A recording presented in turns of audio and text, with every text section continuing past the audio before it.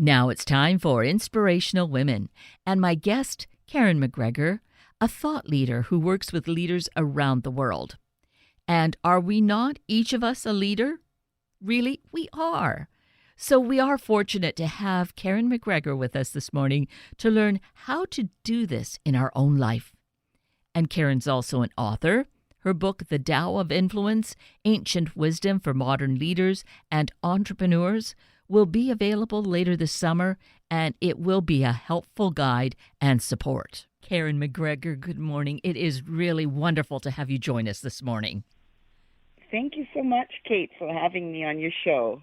I really appreciate you and the work that you do, and I feel that you're bringing us such important, critical gifts that would be valuable at any time in our lives. But right now, with all that's going on in the world, and therefore, it comes and filters into each of our lives. This is so critically important to help us to know how we can have some calm in the midst of all this chaos and uncertainty that's going on in the world. So thank you for being that calming presence and the words of wisdom that you are. Oh, well, thank you. I agree. This is perhaps more important than any other time we've lived in right now to stay calm and to have that presence for ourselves and others. And when this, in North America, when the pandemic really hit back in late winter in March, and I was thinking, we may be home for a couple of weeks, and here we're stretching into 3 months having passed us by already. So it's so unprecedented. And, fortunately, some of us continue to work, and we're grateful for that for certain, but others are not. And so there's so much stress that is really impacting people, isn't there? There sure is. And I think that the biggest stress for a lot of people is the uncertainty. And I think that's where my book and my work comes in, is really around how are we dealing with this feeling of uncertainty, because whether we have a job or not, there's still that level of uncertainty. What's going to happen? What is the world going to look like? How is this going to impact me and my family? So there's a lot of that, I think, that's creating the additional stress. Exactly. And the thing is, that's always a condition in life. But right now, it's almost as though we're going through a very, really a special kind of experiment, except it's not. It's life. But we're having the opportunity to, if we can, just kind of step back a bit and see how all of this works. It's hard to do, of course, when there are all these pressures, but I think that's where you, with this new book that's going to be coming out to us fairly soon, time will pass very quickly, The Tao of Influence. This is going to really underscore and be a great guide to refer to so that we can incorporate this into our lives. Yes, absolutely. And I think the main thing, Kate, is that what we need to focus on are the basics of understanding the nature of our mind, and really, why is it that we are coming into this reactionary state? Because for most of us, it is definitely, instead of a receptive state of, okay, this is what I'm dealing with, this is what we're going to work through. We're going through a reactionary state, and that actually, the receptive and reactionary are the two main areas in which we need to look at every time we have a thought, every time that we start to feel that tension, stress. Is, can we move from the reactionary to the receptive state? And a lot of that comes through training our mind and our thought systems to really come down into a state of recognizing that our thoughts are not only ours, actually, they come from all over the place. They come from the outside. They come from our ancestors. They come from our immediate family, but many, and media, of course, as we all know.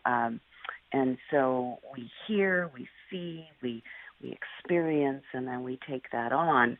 And so it's very important to learn to deal with the thoughts that come into our head, and to not necessarily take them on as our own, and to allow ourselves to let go of them. And that is such a critical awareness. I dare to say that many of us don't think of it in that way, that we are so often just instantly reactionary. So I think it's so important that you're pointing that out, Karen, and for us to really embrace that and be more conscious of it each moment, really, of the day. Yes, and one of the most simple ways to start this whole process of being aware of our thoughts and actually practicing releasing those ones that are really not helpful is in the morning. So when you wake up in the morning, one of the things the listeners, everyone can do, all of us can do, is to be aware, first of all, of what you're thinking as soon as you wake up. So some people have very pleasant thoughts, and they wake up and they're very relaxed and they're happy and they have their coffee.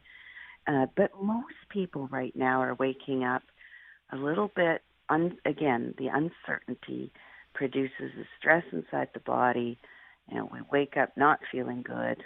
Then the negativity sets in, or the negative thoughts are, one after the other. And soon enough, our whole morning is filled with stress and tension. And so what I always recommend is to start this process of the awareness of thoughts, just simply as soon as you wake up, move your body, because those thoughts that when you're laying in bed are most likely not going to be helpful. Move your body, get out of bed, go and look at a different part of your house than you normally would look at in the morning, because having a different visual perspective, for those people that can see, the visual perspective is really important, because you are now mentally shifting. So you're basically saying, okay, I hear you thoughts, I acknowledge you're there, but now we're going to shift. And so movement doesn't have to be aerobic movement. Just get out, get off your bed, move, look into a different spot, and then just allow that thought, as you're doing all of that, to release. And it actually is much easier if you do those two things that I just said in the morning. The other thing is, are you waking up and having to rush? Or are you waking up and immediately going to your laptop, your device, your devices? Because if you are, the chances are that negativity and that stress carries with you and actually becomes more intense. There's many studies that show that, our devices actually do contribute to additional negativity and stress. And I believe, that it's not just the frequencies that are emitted, it's definitely that we're sitting in one spot. The more we sit in one spot, the more we don't move, the more we, just solidify our bodies. It's very easy, if we have any fear at all, to have that magnified, because our bodies contribute to helping us move through that fear. So, what a great way to begin the day, because it is in a state of calm, and it has the potential to really then set the tone for the rest of the day. It really does. And I feel like myself, people say to me, well, you wrote the book, you're the expert, you probably have no problems. And I say, no, it's not that we don't have any stress or experience any problems. It's just that once you start practicing this, your challenges, your problems actually become like if you look at it as a job almost. If you have a problem or a challenge or you're stressed, you just try to release the unhelpful thoughts and do what you need to do for the rest of the day. So I always say to people, you don't need to meditate and go to an ashram, for months at a time to do this work. But it is work to be able to be aware of your thoughts. And so what I say, Kate, is, just take the baby steps. The first thing you want to do after you get up in the morning and you do that routine is to say to yourself, okay, I'm going to block off, even if, on your phone, block off 10 minutes, or even 5 minutes where you just simply sit and just allow your thoughts to practice emptying your thoughts. So some people call that meditation, but I really just call it a practice of clearing the mind. And when you do that, let's say once, twice, 3 times a day, maybe work yourself up to, 3 5-minute sessions a day. The biggest thing is to just allow your thoughts to come and go and not be obsessed with trying to rid yourself of any thoughts, because that will never happen. We, as human beings, the nature of the mind is to actually have the thoughts that are, what can I say? The nature of the mind is to have disturbing thoughts, unfortunately, because as soon as we are born, we are in love. We have this loving nature about us. We have lots of beautiful thoughts and fun thoughts. But generally speaking, most of us fairly early on experience things that make us, feel less than or scared or troubled in some way. And those early experiences stay with us. Quite often they stay with us for the rest of our life, unless we're not, unless we're aware, okay, these insecurities that we're currently feeling. This is what I always say to my friends too, is the pandemic has not created new insecurities. It's actually that the old insecurities from our childhood are now intensified. So everything that's happening is intensified because of what we're now experiencing, but it's all old. It's all old stuff. So if we can recognize that, be gentle on ourselves, see that the thoughts, as they come into you, that they can be released, that they're not yours. They're old. It's old stuff. And yes, we have to deal with the pandemic, but if we can realize that we do have a choice to release the thoughts, but still work. What are the things that we can do? Positive things, small things during the day that will help us to move forward in our life. So it's not about sitting back and surrendering the entire day, but really to take action without having the chaos of the day is what, is really what the yogis call, it's a great practice for everyone. Prayer is another one, having meditation, prayer, clearing the mind. All these things, even in 5-minute increments, are very, very helpful right now. And as you said, all the time, Kate. And I really appreciate your saying that we do have choice in this. But it is a practice, so that letting these thoughts come up, being able to observe them, choosing what we're going to do with them, so that because they are old, they're even ancient, really, that surface in us, that we can then make peace with it. And some of them, are really great teachers for us as well. Yes, they really are. And I always say that everything in life can be the gift to help you grow as a person, as a human being. And, because my book is called The Tao of Influence, I always remind people every single one of us can be influential to the world and to other people.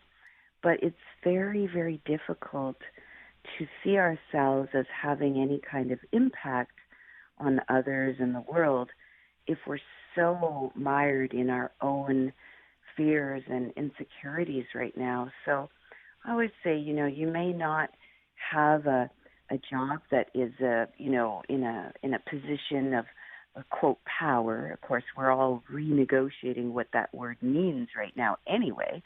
Um, Yes. really. But we are all powerful. We're all influencers in our own way, and we can shift the world together if we have this ability to make the choice and to have the practice to calm ourselves. And the other thing, Kate, that we haven't talked about that I think is really important is the creativity of new solutions in this uncertain time is so vital. We need new solutions. We need new things to come forth to replace things that were not working and are not working. But we can't do that with a mind full of fear and insecurity and worry and stress. It's literally impossible for the mind to have space to be creative. And so that's another thing that people don't realize is the new can't come forward if we're hanging on to all of this stress. Oh, yes. Yes, it's so important to really embrace that and understand that because, again, I think although this is such a chaotic time, if we can see that there's such great opportunity to create a better world, then it gets very exciting. But not to dismiss the stresses, but you're helping us to realize that we have the choice of analyzing what's going on and how we want to proceed through each moment and then through the day. Yes, exactly. So if we can release the thoughts, practice that, and even lower our stress a little bit, then we're in a much better place to say, okay, here's the things that I have to do today. Here's the things that I want to do today, and do them in a place of calm, because that is going to be having the greatest influence and impact, on others. And even for those of you who might be thinking, well, this only applies to work, it actually applies to everything, including perhaps people with young children who, are feeling the weight of what's going on and the stresses of the world. Those young children pick up immediately what our energy is like. We don't have to say a word. They know, and they're impacted by it. And so, yes, it is very, very important to just do what we need to do, but have that practice of release and letting go. And of course, calm is also our environment. So that's Yes. another thing I wanted to bring up is that, we may not be able to control the global environment, but right now we can control our home environment as well as our internal environment. So if you look around your home, what are the things that bring calm to you, and what are the things that are creating stresses? So for me, one of the things that I really look at in my home is are there things piling up? Are there things that I don't want anymore that really could be used by someone else, that I could be just, getting rid of, so to speak? I don't like that term so much, but that's what comes to mind. Um, those things that are no longer useful or bringing you a smile to your face or beauty. because the more that we rid ourselves of these things, really the more we're saying, less is more. Spaciousness counts. Calm counts. And I really think that our world is moving to a less materialistic world. At least I would hope so. I do see really good signs of people being more interested in sustainability and supporting the world with having less but feeling more. So that's the idea, right? You Yes. have less, but you actually feel so much more fulfilled and calm and happy. And so I really am a big proponent of less is more. And and on that note, what are the things that you can buy or purchase that do support the calm? Things like candles, things like perhaps a salt lamp, which is very good, by the way, for diffusing any of your electronic devices, the energy of it. That's why people feel good around salt lamps. And salt lamps are also nature. So when you look at anything in your home that comes from nature, so rock, crystal salt, all those things. That's why when we go outside and walk in bare feet, immediately we can feel more calm, more grounded.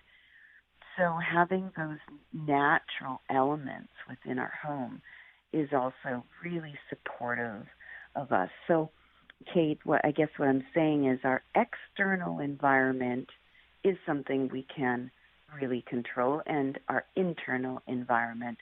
And when we mix those two, even if we have to stay home because of COVID more often, we can have that sense of fulfillment, enjoyment, calm, happiness.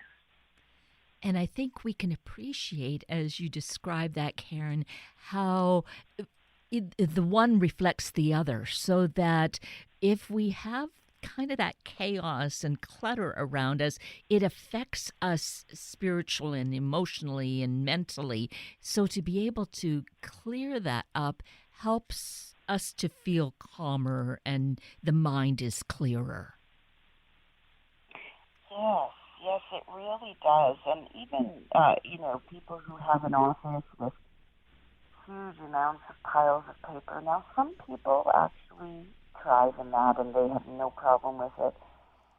But for most of us, when we look at the paper, we instantly have a thought of, oh gosh, I have so much to do, or oh, I'm overworked, overwhelmed, and so those parts of us that think that, even if it's a very fleeting thought that you're not even aware of, it's just almost subconscious, it does add to the day in terms of that stress and that overwhelm.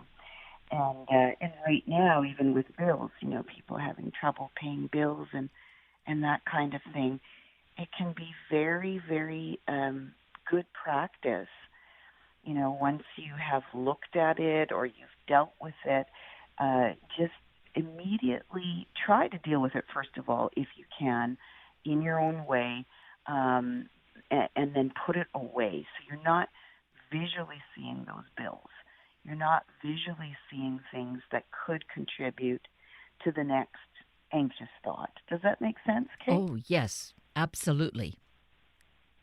And Yeah, and yeah. it's So, sorry, go ahead. well, I was thinking, when you look at it, you deal with it, you put it away, it helps us to conserve energy in that way so that we're not repeatedly looking at it, which, makes it seem like it's happening over and over again. I love that you say that because I think there's so many people out there, at least my friends, who've been saying, I'm so tired lately. It's just, I'm not really physically doing as much, but my body is so exhausted. And my, theory on that is that many of us are at home now and we have these stressful thoughts, and the stressful thoughts impact our immunity, and our immunity then says, hang on here, we need more sleep. and we don't want to sleep because we're anxious. Yes. And I'm only laughing. I should not be laughing, but the reason I laugh is because laughter is a way to really embrace, the fact that we do. Yes, we're having a tough time, but we can also have moments of joy and laughter, And so I'm not trying to be trite, but it is important that we find the sense of humor, that we rekindle that as well. So that's one thing we need to look at is if we're tired, it more likely than not is something that we're thinking about that's related to this whole pandemic, to the conditions that we're currently in, to our personal lives and our home, because we are looking at things constantly 24/7 in our homes. So all those things, like you said, Kate, it does impact our level of energy throughout the day. So what I really recommend for all the listeners out there is just start small. You don't have to tackle your whole house, but the things that are most likely to generate and trigger a stressful thought are the things that you need to work with first. So just baby steps. Yes. And that way we, again, will not be overwhelming ourselves, which is the last thing we want to do. So we should Yes, mention your... indeed. Oh, I'm sorry, Karen. I was going to say we should mention your website so that people have a way to get more information, and particularly they will be able to find out about the book, the new book that's coming, the Tao of Influence. It can be pre-ordered, and all of that information is at your website, right? Yes, so people can pre-order also on Amazon now. That's fine. But if you pre-order on my website, KarenMcGregor.com, and the book comes out on September the 8th, you'll also receive a whole bunch of awesome gifts. So things that are related to what we talked about today, really helping people to understand themselves better, to understand their loved ones better, so that you can really impact the world in a greater way by being able to navigate through difficult times like this. And so it's KarenMcGregor.com. So McGregor is McGregor. So KarenMcGregor.com. And there you'll find also other resources that are very helpful for being able to calm yourself, to take a leadership role in your life and really feel more fulfilled. And leadership, just to underscore that one, that is what we need to be. Each of us are leaders in our own right, and the world really needs each and every one of us, coming forth and doing our part, right? Yes, and I think that's the premise too of everything that I write about, is that we are influencers, we are leaders, we do have choice. We do every choice we make can either impact the world positively or negatively. And if we look at it that way, we really are very, very powerful, positively powerful people when we make those choices for ourselves and for the world. And I am so grateful that we've been able to really offer some very concrete ways of doing that and living our each day in that way. Karen McGregor, you are really such a gift, which is what I thought right at the outset of our having this conversation. And there you are. You've presented that gift of yourself to us. Thank you so greatly. Thank you so much, Kate, for allowing me to share this very important and vital information. Well, it's been my pleasure. I'm just grateful that you're living your life and your mission in the world, and that you have been able to share that with us today. Thank you. And with that, we're at the end of a very full hour of Inspirational Women with Karen McGregor and Sunday Morning Magazine with Dr. David Nuremberg. I'm Kate Daniels, your host, and I do greatly appreciate your sharing this hour with me and these special guests. For details you might have missed or information you'd like to know, please just send me an email, kated@warm1069.com, and I'll get right back to you. Also, if you'd like to listen again or share these important stories with your family and friends, find the podcast on our Warm 1069 webpage. Click on the podcast tab, then Sunday mornings, and look for the show and guest names. I now wish you and your family a day of being thoughtful, being kind.